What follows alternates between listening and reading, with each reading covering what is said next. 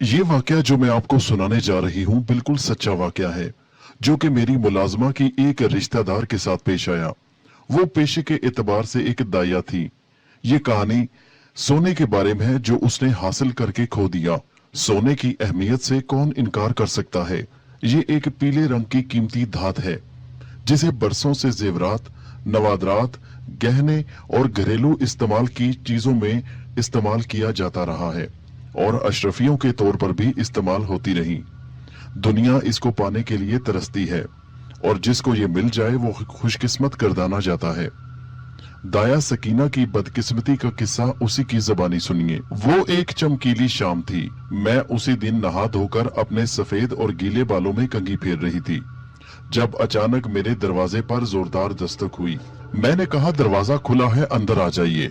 मैं समझी शायद मेरे गांव का कोई आदमी होगा या हो सकता है मेरी कोई पड़ोसन हो। जैसा कि आप जानते हैं, गांव में अक्सर औरतें एक दूसरे घरों में आती जाती रहती हैं, तो मैं यही समझी कि शायद मेरी पड़ोसन होगी। इतने में एक आदमी की आवाज आई, अंदर आ जाऊं अम्मा। मैंने ऐसे अनजान आदमी को पहले कभी नहीं देखा था। वो अध खुले दरवाजे के साथ अंदर खड़ा था। मैंने अजनबी को देखकर अपना दुपट्टा दुरुस्त किया और उसको अंदर आने की इजाजत दी। आ जाओ बेटा, खैरियत तो है? मैंने अपना पैसों वाला बटुआ जेब में अड़सते हुए कहा। अम्मा, मेरी बीवी की हालत बहुत खराब है, वो बहुत तकलीफ में है। मेरे साथ चलो, मैं तुम्हें इस काम का मुंह मांगा मुआवजा दूंगा। मुझे उसकी परेशान हाली पर रहम आया। मैं जल्दी से उठते हुए बोली, चलो बेटा, मैं तो काम ही यही करती हूँ, ले चलो मुझे अपने घर, कहीं इस काम में देर ना हो जाए। हम दोनों घर से निकल पड़े। वो बड़ी सड़क पर आगे आगे बड़े बड़े कदम उठाता चला जा रहा था। मैं उसके पीछे तेज तेज चलने की कोशिश कर रही थी। उसके पीछे चलते चलते मैं अपने दिमाग में यही सोच रही थी कि इस आदमी को मैंने इस गांव में पहले कभी नहीं देखा। इसकी शक्ल तो कोई अजनबी सी लग रही है। फिर मैंने सोचा शायद पास पड़ोस के किसी गांव का होगा जिसे शायद अब से पहले मैंने नहीं देखा होगा।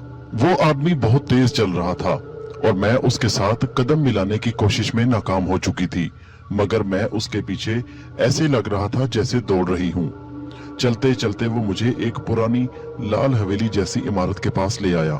वो जगह कदरे वीरान सी थी। मैं उस हवेली को देखकर कुछ खौफजदा सी हो गई और मेरा दिल खौफ की वजह से जोर जोर से धड़कने लगा। ये इस वीराने में मुझे क्यों ले आए हो बेटा? यहाँ तो पिछले 40 साल से कोई नहीं रहता। मैंने डर डर कर कदम हवेली के अंदर रखते हुए कहा। हम यहीं रहते हैं अम्मा, तुम फिक्र ना करो। इस कमरे में चले, मेरी बीवी यही मौजूद है।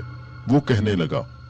बस एक काम करना अम्मा, जब मेरी बीवी बच्चे पैदा करने लगे तो बिस्मिल्लाह हरगिज नहीं पढ़ना। ये सुनकर मेरा माथा ठनका। खौफ की वजह से मेरे पसीने छूट गए, लेकिन फिर भी मुझे उनकी मदद करना थी। अच्छा बेटा, तुम जैसे कहो, मैं नहीं पढ़ूंगी बिस्मिल्लाह शरीफ। मैंने उसे तसल्ली दी। कमरे के अंदर कदम रखा तो दिल चाहा वापस चली जाऊं, लेकिन हिम्मत बांधी। अंदर मध्यम सी रोशनी में चरपाई पर एक बहुत मोटी और सांवली औरत लेटी थी जो दर्द से कराह रही थी। मैंने गर्दन मोड़कर आदमी को कमरे से बाहर जाने का इशारा किया। वो चला गया। औरत के कमरे से चले जाने के बाद मैं औरत पर कपड़ा डालकर अपने काम में मसरूफ हो गई। 1 2 3 4 5 6 7 8 9 10 11 12 13 14 15 गिनती जारी थी और वो औरत बच्चे पैदा करती जा रही थी। मैं ऐसा करते करते थक गई तो बेइख्तियार मेरे मुंह से बिस्मिल्लाहिर्रहमानिर्रहीम निकल गया। औरत उसी वक्त बच्चे पैदा करना रुक गई और गुस्से से भरी लाल आंखों से मेरी तरफ देखने लगी। आजर, अंदर आओ जरा। उस औरत ने किसी को जोर से आवाज दी तो वही आदमी जो मुझे उसके पास लेकर गया था वो अंदर चला आया। क्या हुआ जरमीन, सब ठीक तो है? वो आदमी उसके सिराने खड़ा होकर बोला। आजर, अभी सिर्फ 20 बच्चे पैदा हुए कि अम्मा ने बिस्मिल्लाह पढ़ दी। वो रोहानसी होकर शिकायत करने लगी। अरे अम्मा, ये क्या कर दिया आपने? मैंने आपको रोका भी था। आजर ने सर पर हाथ मारते हुए अफसोस से कहा। अम्मा, ये क्या जुल्म कर दिया, सिर्फ 20 बच्चे? अच्छा चलो ठीक है, आए मैं आपको बाहर छोड़ दूं, घर तो चली जाएंगी ना आप खुद? वो तहम्मुल के साथ बोला। हाँ बेटा, मैं चली जाऊंगी। मैं खजालत भरे अंदाज में सर झुकाकर बोली। माफ करना बेटा, मुझसे गलती हो गई, तुमने वाकई मुझे इस काम से रोका था। ये ले अम्मा आपका मुआवजा। कोई बात नहीं, ऐसा तो हो जाता है। इंसान से भूल हो जाती है। उसने मुस्कुराते हुए चारपाई के साथ पड़ी मेज पर से एक गठरी उठाकर मुझे दी। अम्मा, अब इसे घर जाकर खोलना। रास्ते में खोलकर देखने की गलती हरगिज मत करना, वरना बहुत पछताओगी। ये हमारी तरफ से तुम्हारे लिए तोहफा है। अम्मा, मैं फिर कह रहा हूँ, मेरी नसीहत याद रखना, इसे रास्ते में मत खोलना। ठीक है बेटा, मैं ऐसा ही करूंगी। मैंने इस मर्तबा पक्का इरादा कर लिया था कि उसकी बात को नहीं टालूंगी। मैंने उसके हाथ से गठरी पकड़ी और बाहर निकल आई। गठरी काफी भारी थी। बाहर निकली तो मैं ये देखकर परेशान हो गई कि रात का अंधेरा फैल रहा था। उसके घर आने और इस काम में मुझे काफी सारा वक्त सर्फ हो चुका था। मैं बाहर तो निकल आई, मगर सोचने लगी कि अब घर कैसे जाऊंगी। एक दिल में आया कि मैं उस आदमी को वापस बुलाऊं ताकि मुझे मेरे घर तक छोड़ आए। फिर मैंने कहा, नहीं, मुझे हिम्मत करनी चाहिए, और फिर मैं अकेली ही अपने घर की जानिब चल पड़ी। रास्ता सारा वीरान और सुनसान था, मगर गठरी का वजन देखकर मेरा दिल बिल्लियों उछल रहा था। मुझे खुशी इस बात की थी कि मेरी मेहनत का मुझे काफी अच्छा मुआवजा मिला था। ये सब मुझे गठरी के वजन से अंदाजा हो रहा था। ये रास्ता काफी वीरान था। स्टेशन से काफी दूर जंगल में ये एक वीरान हवेली थी। मैंने अपनी जिंदगी में बहुत कम इधर का रुख किया था। मैं खुद हैरान थी कि वो यहाँ कब से आबाद थे। कुछ फासला तय करने के बाद फिर दिल को कुछ हुआ।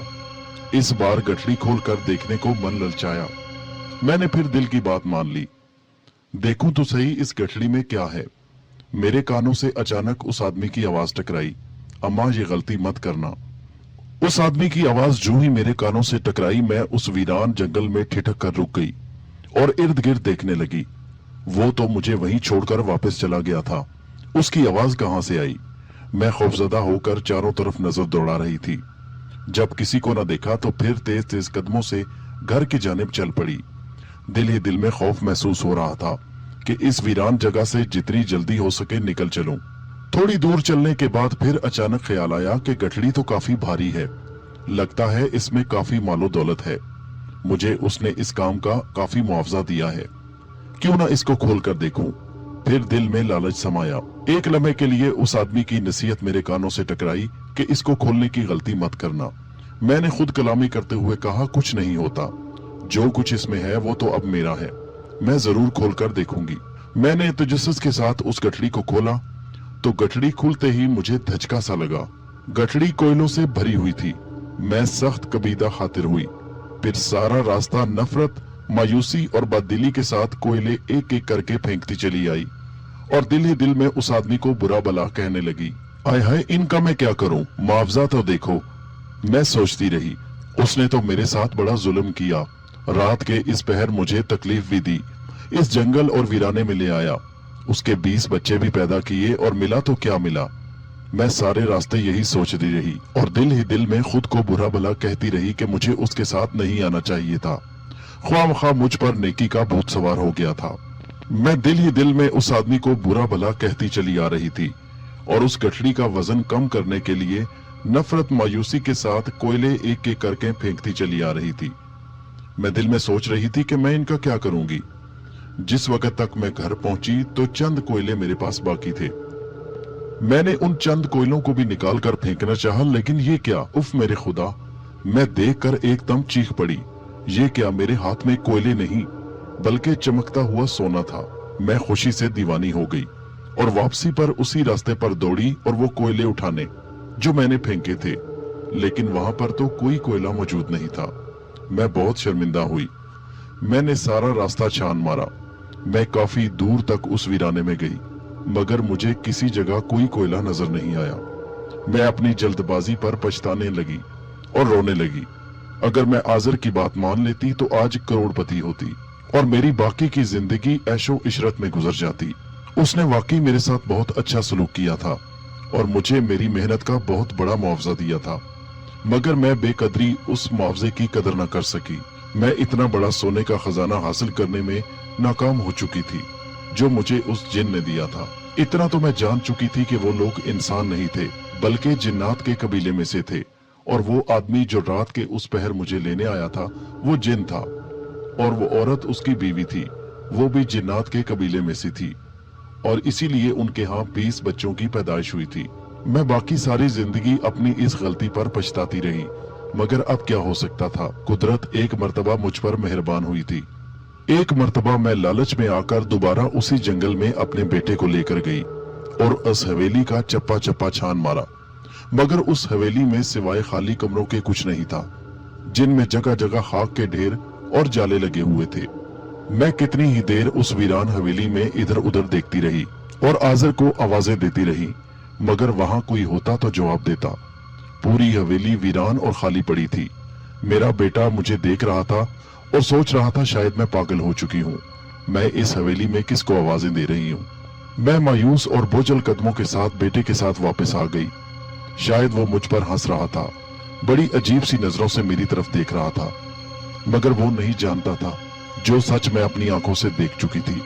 हमारे चैनल हैदर वाइज को सब्सक्राइब कीजिए। शुक्रिया।